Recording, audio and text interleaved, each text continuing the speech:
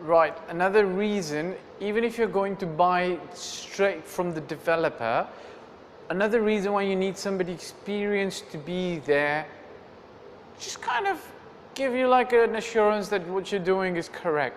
I'll give you a very real example. About 6 to 8 months ago, I was in a presentation by a new developer that's doing their first project in Dubai. Not going to name them, but it's in a good, decent location.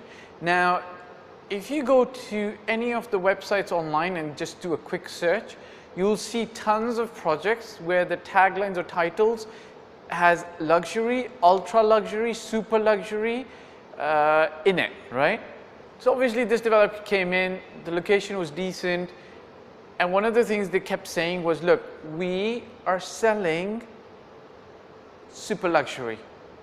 And they were going through, the sales manager was going through the presentation, and then they went to the floor plans of the 3 bedrooms and the 2 bedrooms and the 1 bedroom, and I saw the master bedrooms and the other bedrooms all had standing showers, right? Now, generally speaking, I've got nothing against standing showers because they take less space.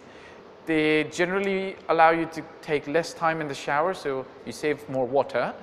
There's less accidents that can happen with standing showers, right? So standing cupboards, showers.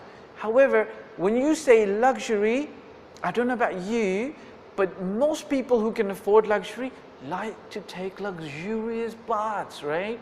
And they want a bathtub. So, okay, I don't want a bathtub carved out of marble. I understand that.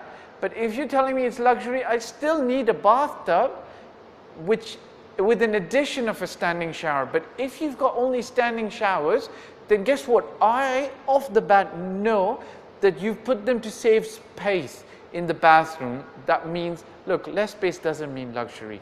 Excusez-moi, right? You should know this.